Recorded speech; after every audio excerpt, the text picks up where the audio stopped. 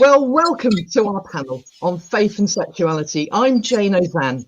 I call myself unashamedly gay and unashamedly Christian, and I'm unashamedly a lesbian too. And I've got four wonderful guests with me today. I think for a panel which is really a world first. We've looked to bring together senior faith leaders and senior women of faith who are out and who want to talk about their faith, how they can be authentically themselves. We're going to spend some time discussing about whether we have it easier or harder than our gay male colleagues, and frankly, what's happening within our faith communities. Are things getting better or worse? And with me, I'm going to ask them to introduce themselves, is the very Reverend Dr. Mandy Ford, who is the Dean of Bristol. And Mandy has written various books. She's been out and civil partnered. And Mandy, perhaps I could invite you to say a few words about yourself, please. Hi, Jane. Hi, everybody.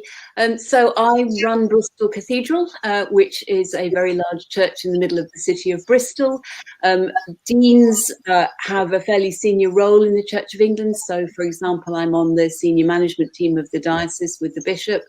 And I have been ordained for just over 20 years and in a civil partnership for most of that time. I've been very fortunate to be able to do some really interesting jobs in the church, and in a relatively straightforward way to be very open about my personal life and about my partnership with my lovely partner Anne.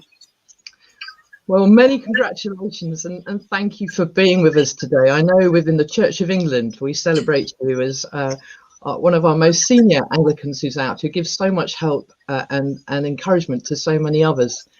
Ruby Almeida is an out Catholic lady who has really transformed the LGBT community within the Catholic Church. And Ruby, I know you co-chair something called Rainbow Catholics, and you've done so much more over the years. Please tell us a little bit about what you do.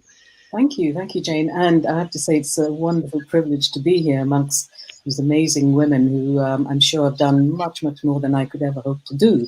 But just to say that, so my life really, has been, I suppose, the end user of faith. I'm the one who goes to church, and that's all I ever did. But to actively engage in the politics of the church and the iniquities there is something that really I got drawn into after my parents passed away, and my long-term relationship with my then partner broke up. And the more I've begun to understand about the church, the more I've noticed about the negativities within the church. Interestingly, my faith has become stronger as it's gone on.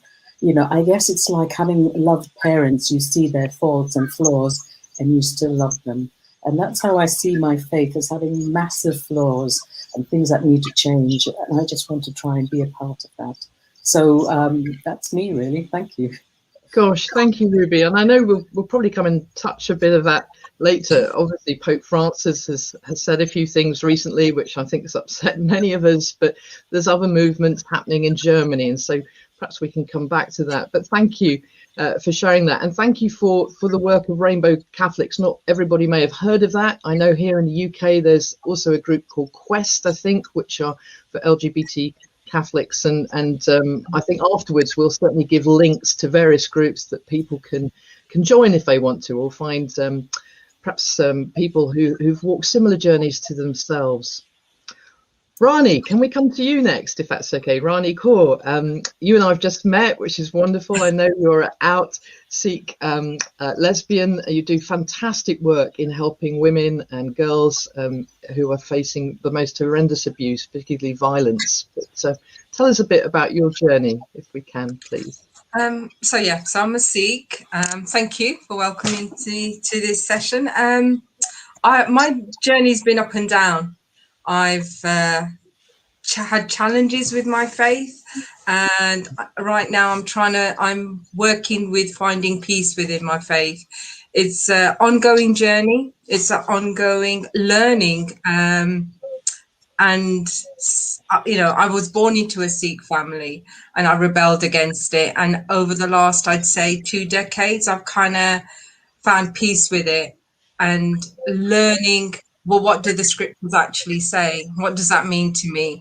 Because they've been taught by, you know, I've learned through men, you know, have read the scriptures to me, going to the Gurdwara, which is our place of worship. It's men reading them to us. So I went on a journey myself to actually, let me read them. Let me try and understand them. What does that mean? And Sikhism and my lesbian identity is really important. I can't separate them. I don't choose to separate them. They're the whole of me. You know, I wrestle with it. You know, don't get me wrong, it's not perfect, but it is a faith that I really like. I find peace in it. So yeah, so that's me. Gosh, I relate to so much of that, and yeah, I think we'll come straight back to that in a minute. If I'm, you know, that really difficult journey, but actually learning to take some of those scriptures for ourselves and actually go back. I so resonate with that. That was part of my coming out journey that was really quite traumatic for me, but I had to go right back to basics and actually rediscover, if you like, my faith afresh, knowing as a Christian that God loves me, and actually not taking just what I'd been told as read, but trying to unpack it. Before we get into that in too much detail, Rabbi Eli Tikva, can I come to you? You and I have done some work before speaking out in favour of the trans community in The Guardian, but I know you were, I think, ordained by Lionel Blue, who's he was one of my heroes, and you led the first global, I think globally you were the first lesbian woman to lead a congregation. Do tell us a bit more. Yeah, hi everyone. Well, my journey began, I came out in 1978, and I came out and was part of a women's liberation movement. I actually had been married, and I got married because I was afraid to be who I was. But when I discovered radical feminism, I came out in 78. And I went on a journey, and that journey also included within the women's liberation movement just recognizing that, you know, we needed to also be all of who we were. And the women's liberation movement was wonderful, but it was wonderful if you're a WASP, white Anglo-Saxon Protestant. It wasn't so great if you weren't that. And so I got involved in developing Jewish feminism and Jewish lesbian feminism. And on that journey, and I haven't got time to tell you about it now because it would take the whole of this session, I decided I wanted to become a rabbi. And when I entered the Liabeck College, which is the progressive rabbinic training and Jewish learning centre in London, there was also another member of my Jewish lesbian group who decided to do it at the same time, and we never spoke about it. So we turned up at the college at the same time, and her name is Rabbi Sheila Schulman, and sadly she died in 2014, just after we celebrated the 25th anniversary of our ordinations. But I actually, when we were put on 5-year probation, because instead of 1 year probation, they were so frightened. We were given 2 psychologicals. They were so worried about us. In the end, we were exemplary students, of course, because we had no choice. We could have been thrown out at any time. And when we were ordained in 1989, and I was ordained by Rabbi Lionel Blue, she founded an LGBT-friendly congregation, and I decided I wanted to work in the mainstream. I actually became a rabbi in order to transform Jewish life. I wasn't, having been a lesbian separatist, I wasn't content with just being on the margins. I wanted to be there in the centre of it, making a difference. And that was a struggle. And again, we don't have enough time to talk about it. In the prologue of my book, Troublemaking Judaism, I talk about that journey. So it was quite a journey, and it lasted quite a long time. So I was a pioneer. I was the first lesbian to lead a mainstream synagogue in the world, and that's including in America. It wasn't an easy journey. And I also, in 1996, raised the issue of same-sex marriage. And that wasn't an issue that you could raise very well at that time. We set up a working party, but there were problems. And in fact, you know, that didn't go too well at that time. And so there were lots of things along the way. But I'm just now retiring in less than 2 weeks' time, just before my 66th birthday, having been over 20 years at Brighton and Hove Progressive Synagogue, which when I started was not progressive at all. People think, oh, well, it was in Brighton, it must have been. I applied to the congregation 3 years earlier, and they didn't even invite me to an interview. So when I applied again, there was like, why not? The vacancies come up. And it's been an amazing journey of inclusion. And in fact, I'm clearing up and only just found something I wrote and presented to the council in 2002 about becoming an inclusive community. And I'm pleased to say we've become an inclusive community. So, you know, I'm sorry, I've said rather a lot because it's quite a long thing. But how exciting that, you know, we're doing this almost as a celebration of a life given to change and activism. And thank you, Rabbi Ale, for all you've done and all you are. In fact, really inspirational to hear. But listening to all of us, I think we've all been trying to make waves in our own little ways within our religions. And I suppose one of the questions I've got is how did you come to a point of peace about, I mean, was it a struggle reconciling your faith with your sexuality? Was Rani's talked about having to go back to scriptures and sort of claiming them for themselves. I know, I think I've touched on the fact that I struggled for many years. People might know that I put myself through years of conversion therapy because I truly believed that scripture was telling me that I had to be straight and that it was an abomination to have these what I thought unwanted desires for love with a woman. But obviously that took me to a very dark place. I was very ill. I had various breakdowns, and I've eventually, you know, in my 40s, decided that I had to explore who I was. And then I found, if you like, a whole new peace when I began to really reconcile the whole of me with my faith. But even then, there weren't many people I knew I thought was the only gay lesbian in the world. Sorry, gay Christian lesbian, I should say. But now, luckily, there are far more people out there. But I don't know, Ruby, Mandy, or anybody, has it been a struggle for you? And how did you, Ruby, perhaps I can ask you directly. I mean, was the Catholic Church particularly being pretty horrific, if I can be honest, in its teaching? Yes. I mean, I guess for me, I should explain that I'm an expat. I'm an Indian living in England, and so my formative years were spent in India, all over India. You know, multi-cultural, multi-glot, religious, you know, a country. So we were always part of different cultures where we lived, and everybody respected those faith groups and cultures. So there was never a question of being different. There was always an acceptance. And in my earliest memory, I must have been 5 at the time, I remember my mother talking about a friend, a neighbor of theirs, to her friends and saying, "Isn't it such a shame that he can't be who he wants to be, that's who he is?" And he was a gay man, he was married, and they all loved him dearly. They loved the wife as well, but they knew and understood his pain, his struggle to be able to be his authentic self. Now, at the time, it didn't mean anything to me because, you know, I'm 5 or 6 and I'm thinking, I don't know what they're talking about, but I do remember that event all my life, particularly when I got older and realized about my sexuality. You know, this ability and this desire and this need to be able to love the people who are different. Which is what my parents gave me. So really, I grew up in my faith just really knowing that I was loved, by my parents, and that God loved me. No matter what, I was loved. And so I feel this kind of privilege, this little firewall that's taken me through life, you know, that God has put me on this earth to be who I am and to be comfortable with that and then to reach out to people. So my journey has been quite exceptionally ordinary and mundane.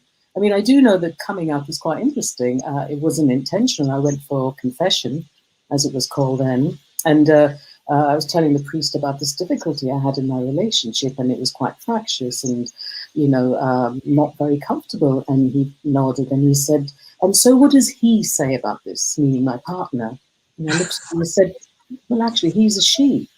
And he said, "Well, that's not the point, is it? It's not about the gender, it's about the situation." And I thought, oh my goodness, my church understands me. My church accepts me. So that was just really positive and wonderful. And I'll just tell you another quick story. I'd gone to Lourdes, you know, on a pilgrimage, and we were taking people with disabilities there. And I hadn't been for confession for ages, years. So I went for confession in this little room, chatting to this priest, and I was saying, you know, I haven't been for confession for a long time. And, you know, my sexuality is such that I've sometimes found it difficult to go and confess. I don't know what I'm supposed to confess, so I don't. And just at that moment, this holy picture came crashing down to the floor. And I said, oh my God, what's happened? He said, don't worry, that always falls out. It's nothing to do with what you just told me. So I thought that was really funny and wonderful, that a sense of me being, you know, judged by God was actually just a really loose nail in the wall. Like, and I think he did that as a strategy. I think he did that every time someone came to pray and confessed and had a good laugh about it. But yeah, I mean, generally my life, in terms of my faith and my life and family and work and all, have been seamlessly comfortable, but that doesn't mean to say they haven't been challenged, because there have been massive challenges, which I'm sure we'll talk about later, but I've just dealt with them in a particular way. Gosh, well, with a sense of humour. Thank you. Thanks for sharing that. Yes, yeah. But I'm just staggered that you felt able to be so open in a confessional. You know, it took me 30 years to sort of be able to say the words to a psychiatrist, oh, I think I'm gay. And she told me to change my religion. That didn't really help at the time. But, you know, the fact that you felt so loved and you had that sort of security of the knowledge of that, I think must have really helped.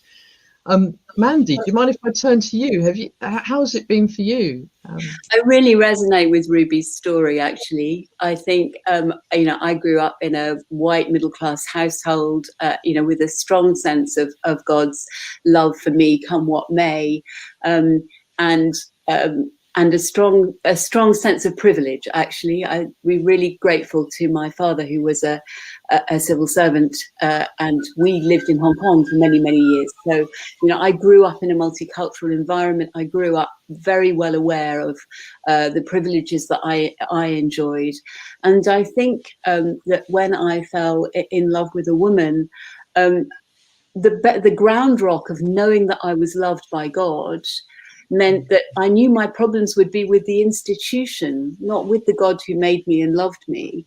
And I think that really helped, because I kind of walked into that situation with a reasonably strong understanding of where the real issue was, which was the institutional problem, not the faith problem, as I experienced it. And I've spent a lot of time subsequently trying to help other people to see that in their own lives, and to be able to be robust and confident in knowing that God loves them, even if the church sometimes treats them appallingly badly. No, you're so right. And for those who perhaps aren't as aware, within the Christian faith, there are different types and tribes and denominations. And I come from a more evangelical background, which really does have, sadly, many churches do have a problem with the LGBT community, and the more liberal, progressive, traditional homes are so inclusive, actually, already. And the challenge we have within the Christian institution is trying to see the damage we've been doing, I think, and hear the pain and find a way of celebrating people's lives. But I wonder how it is in the Sikh community, Rani, coming to you, if I may. I mean, I don't know, there must be both cultural and religious challenges coming out. I don't know. I mean, have you found a lot of acceptance in the community, or how's it been? Oh,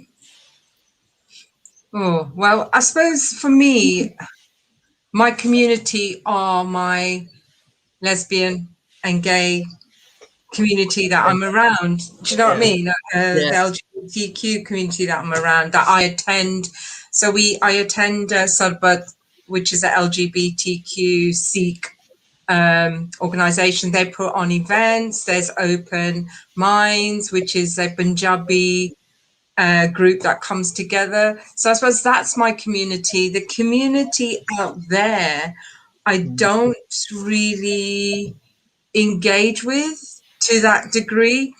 I'll go to a Gurdwara, that's our place of worship, and I only go there if I really need to, if I have a desire to be in that space. But my prayer can be at home. I don't have to physically be in a place to pray.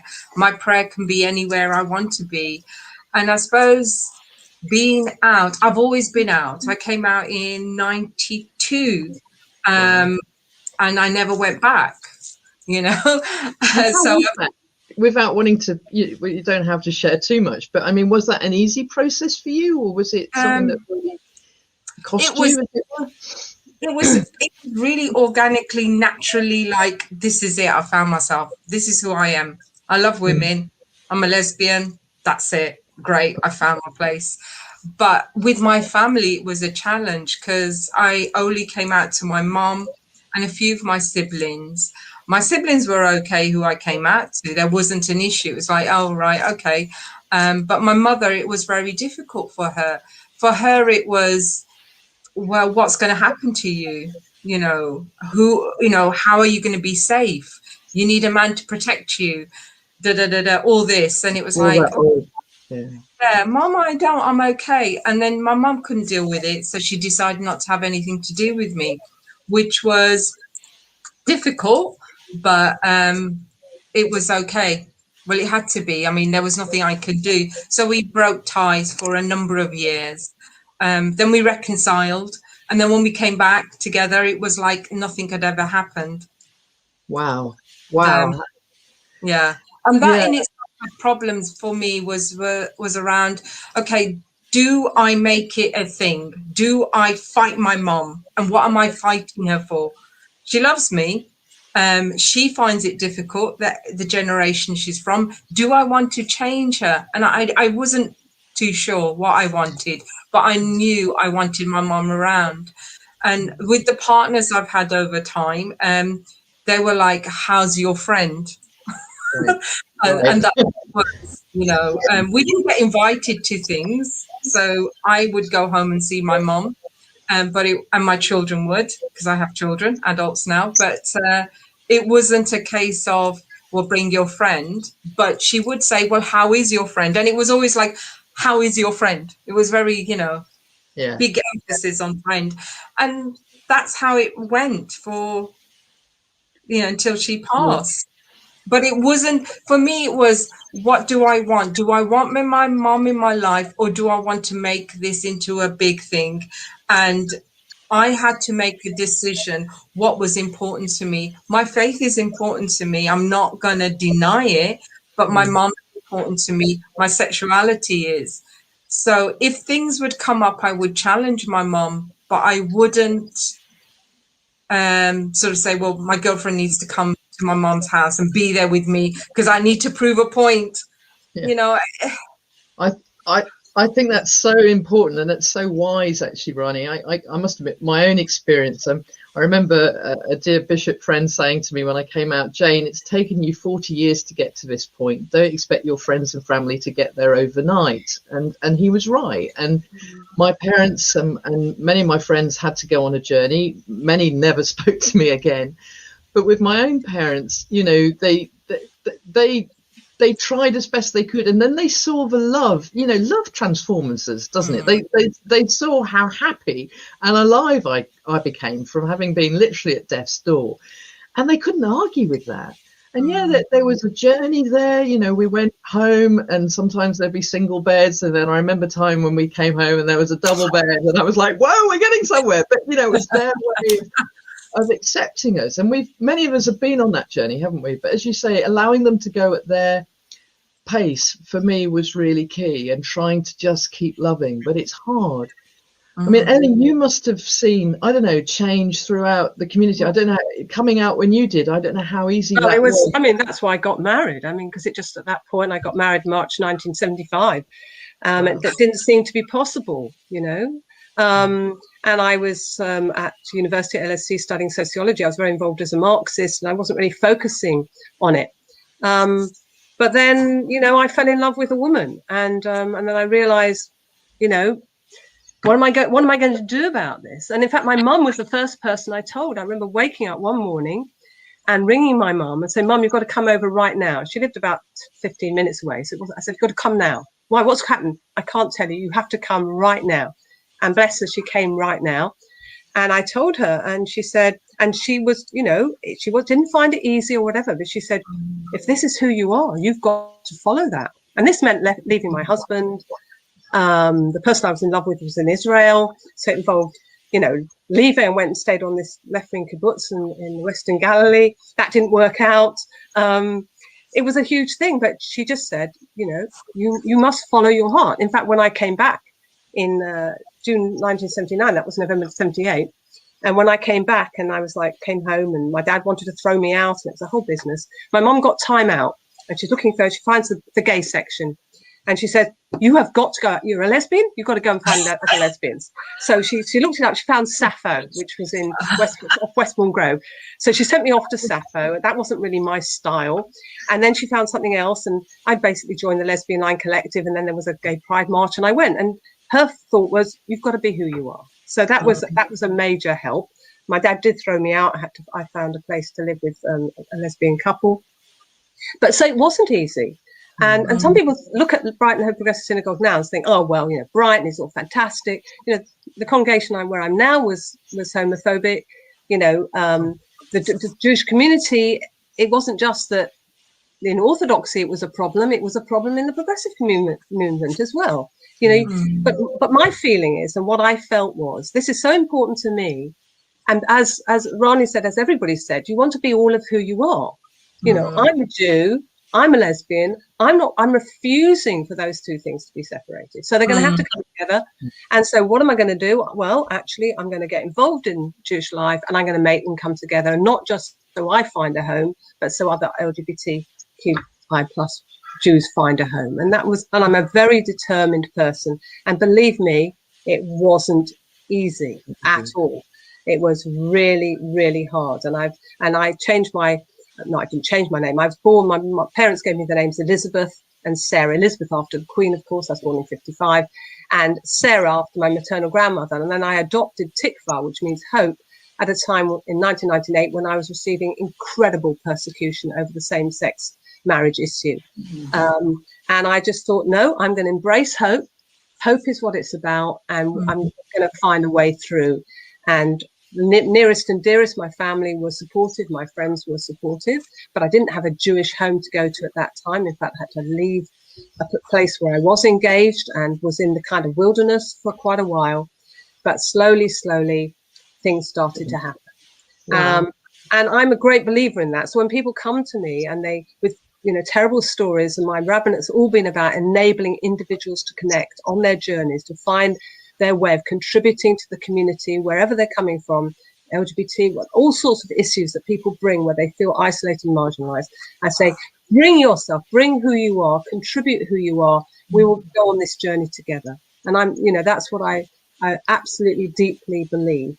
And that's what happens. When you're inclusive, when you enable people to bring their gifts. There's a wonderful image in the Torah, in the book of Exodus, chapter 25, about all the different people bringing beautiful gifts for the construction of the Mishkan, the tabernacle, so that the Eternal One can dwell in their midst. And that has been my formative image, that we bring our different gifts, all of from different places, and we bring them together, and God dwells amongst us, not in a particular place, but amongst us. And all of our individual contributions are needed. And Jewish life's incomplete, and Sikh life's incomplete, and Catholic, Anglican, and even all those worlds are incomplete if they do not have the contributions of the LGBTQI plus people. So it has been very hard, and I'm exhausted, and I'm not 100% fit, and it's taken everything out of me, which is why I'm retiring just when the state says I can get my pension, which is my 66th birthday. But it's been worth it. Well, thank you. Yeah, no, gosh, I'm sitting here wanting to shout amen to a lot of that, because I really agree. I think, one of the difficulties we often have, certainly I think within the church, is embracing the other, is recognizing that we do need each other. We need the whole, we're just facing terrible racism within the Church of England. We need to know that we need to embrace people who are different, and that diversity is so critical to our faith. But I want to ask a question. Do you think it's easier for the guys? Do you think it's easier for gay men to have come out? I don't know, for journeys, do you think it would have been any different for you? Mandy, can I come? If you'd been a gay man in the Church of England, would you have had a different path, do you think? Or would it be just the same? I think it would have been worse. I think, in fairness, I think quite a lot of the power structures of the Church of England, a bit like Queen Victoria, don't really believe that lesbians exist, and it's much easier. There's a kind of angle around women's friendship that makes it all kind of much less embarrassing. And whereas I think there's huge amounts of shame and, if I'm honest, disgust around, some of the, around bodily sexual aspects of male homosexuality as women we don't experience.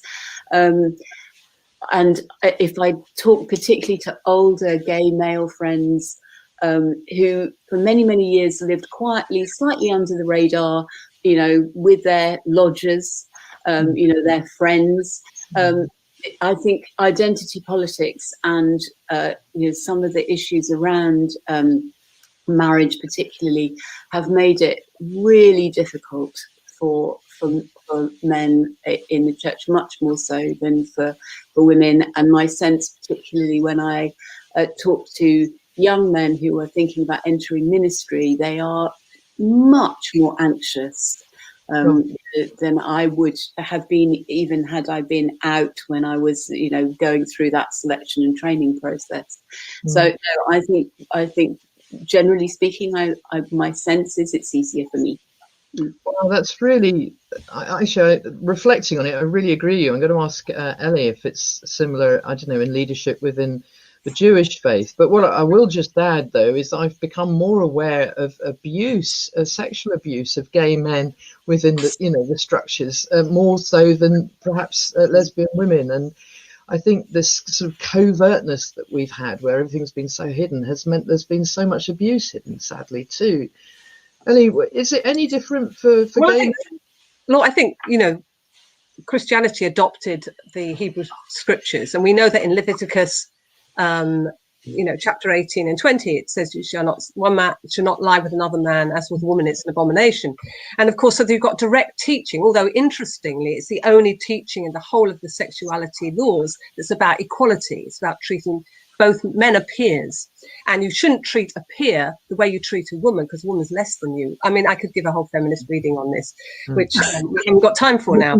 But the fact of the matter is, it's there, and because it was there, it's, first of all, everybody is aware of it. But of course, there is teaching about lesbianism in the rabbinic commentaries on it. So lesbians aren't ignored, but that fundamental thing, which is also connected with the teaching that men should not spill their seed. They've got to be reproductive. And in traditional Jewish terms, men have the obligation to reproduce, not women. So men have the obligation to reproduce. They must not spill their seed, whether it's masturbation or it's lying, having sex with a man. So that has created, there's no question, an additional thing. But nevertheless, lesbianism is, quote, prohibited in rabbinic writing. Doesn't have the same status of abomination. But I think, I agree with Mandy that, there's not the same consciousness of lesbianism, and female friendship and women being together is a more acceptable thing. But there's also another dimension, that whatever men do is important and whatever women do is less important. And that's why, what men are doing really matters. And we shouldn't actually be terribly celebratory about the fact that we don't get as much persecution as the men, because it's only because what we do isn't as important. So it's with that lens, no, that's really interesting. I mean, Catholic Church, forgive me, Ruby, I mean, it's got a lot of gay priests, hasn't it? I don't know if they put their head around the fact that some of us are gay. I don't know. I remember when I'm throwing this in there, but when I had the privilege of meeting Pope Francis, I approached him saying I'm a gay evangelical Anglican, and I know his eyebrows literally went around his head, and I thought, is it the gay bit? Is it the evangelical or the Anglican bit that you're surprised about? But what's it like? Do you think, is it easier for women to come out? I think it's all of these things are so kind of relative, aren't they? And I think, yes, men, I do believe, get the relatively tougher deal, because they're the ones promoted, they're the ones in the public space, they're the ones who are given those power, sort of part of those structures. And so they then have to conform in very particular ways, whereas women are relegated to the domestic sphere, hidden away, so that it's irrelevant who they are and what they do. And I think the struggles that a lot of women, certainly in the Catholic Church, are facing, to be taken seriously, to engage and to be part of that process where they can, be part of the church, be more actively part of the faith and the way it's delivered, is the massive struggle. And I know many, many women who are part of, the ordination for women. And Mary McAleese, I don't know if she's an amazing woman, fantastic woman. And I've had the privilege of her being at one of our conferences, and I spent the weekend with her, driving her from the airport to the airport and all of that. So I got into really good conversations with her, and I was talking to her about the women's movement for ordination, and she said, but that's not going to change anything, Ruby. That's not, because all that's going to happen is women are going to then have to conform to the structures that are there. And what needs to happen is that whole structure needs to be broken down. Yeah. Absolutely.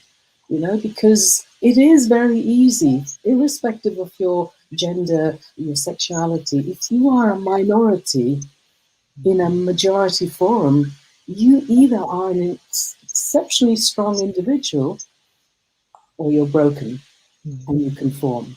And that's the problem. Getting a few women in, we can rejoice in that, but it's not going to change anything.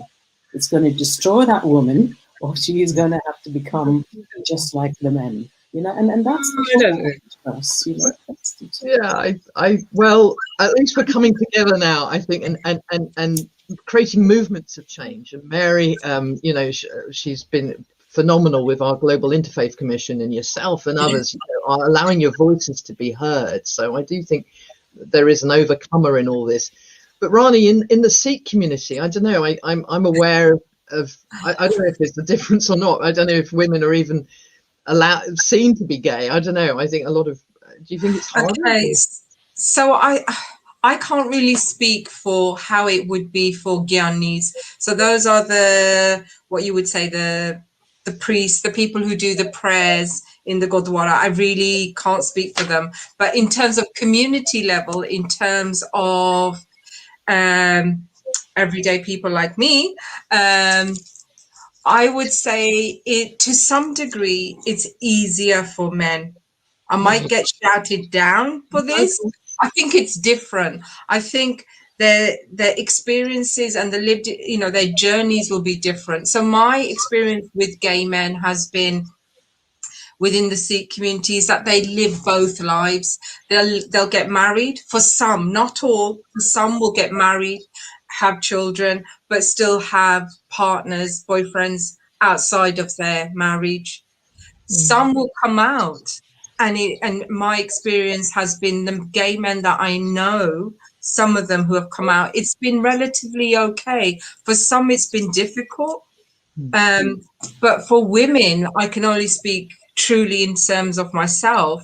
It's difficult because what you're fighting against is patriarchy, sexism, you know, homophobia, all the isms that you can, and you're trying to be you know, you want to be you. I want to continue to be me. You know, my faith is important to me. I go to the Gurdwara. I will say I'm a Sikh. You know, I've always am out in whatever spaces I can be. I don't deny my faith over my sexuality. It has been difficult. In order to be me, I would have to have conformed. If I stayed at home with my family, I couldn't have been a lesbian. I'd have to be heterosexual. I had to be married. I had to live a certain lifestyle, you know. So, but then I've met some young gay men, Sikh gay men, and their families are fabulous. You know, their families have been supportive. So I don't know whether, you know, times are changing, generations, you know, it's different for them. For myself, it was really difficult, you know. There's no way I could have been out in a Gurdwara in the 90s, early 90s and say, I'm a lesbian, embrace me now. No, I don't think so. You're so right. Things are changing, and I think they're changing relatively quickly. You know, we've got a younger generation who feel, I think, far more able to be themselves and to articulate that, certainly amongst themselves. It's perhaps when they come home and find a more traditional home coming or parents where it gets difficult. And I'm just going to, I don't know, I'm going to ask each of you, you know, if there was a young, in your case, Rani, a Sikh woman who is really struggling with trying to reconcile her faith and her sexuality, you know, in a quite strict home, what advice would you give her? What would you, I mean, so, I mean, you've been really brave, but, you know, is there somewhere she can go? What should she be saying to herself? I said, you know what? For me, what I would say is look at the scriptures themselves. It clearly says there, there's no homophobia in there. It clearly says men and women are equal. Our faith is based on human rights and justice. That's the foundation. That's the cornerstone of Sikh belief.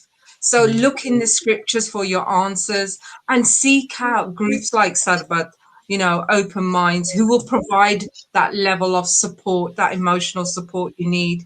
But I would say, just as much as you can, be true to yourself. It's hard, because if you're a young lesbian, trying to work out who you are, and you want your faith and you want your sexuality, you want the whole of you to be true, it's going to be difficult. It's going to be challenges, but it can be. There's enough literature, given the fact that we've got such amazing ways to access information now.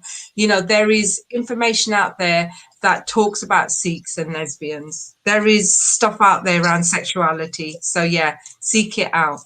Seek Definitely. It out. You'll find. Thanks. Ellie, what about you? And if a young Jewish lesbian from quite perhaps an Orthodox home was struggling, what advice would you give her today? I mean, it's a difficult one because we're completely inclusive. Liberal Judaism has become completely inclusive. I got involved in Liberal Judaism and we went on this journey of embracing equal marriage, etc. But if somebody's genuinely attached to their Orthodox background, it's quite difficult. I can just say, look, come to us. Come to Brighton Progressive Synagogue, come to any of the 36 liberal congregations that we're part of, and you will be embraced. You'll find a home. But they've got to go on a journey, which is about a terrible loss, because they're not going to be embraced in their Orthodox traditional context. And that's not to say that the parents are going to stop loving them or anything, but they're not going to be able to lead that life. People do lead double lives. And Rani was talking about, some gay men leading double lives, but women can lead double lives as well. The expectation is you get married. The Jewish people is a people that, a third of our people were annihilated by the Nazis. There were 12 million Jews post the Shoah. There were 18 million Jews beforehand, and there are 14.5 million Jews in the world. So we're tiny people. So that pressure, in fact, people, particularly gay men, feel that very hard, gay Jewish men, because the whole thing of they're meant to reproduce. You do feel it very strongly, and that's why in Israel, all the LGBT people are having children, actually, and then they get embraced completely when they have children.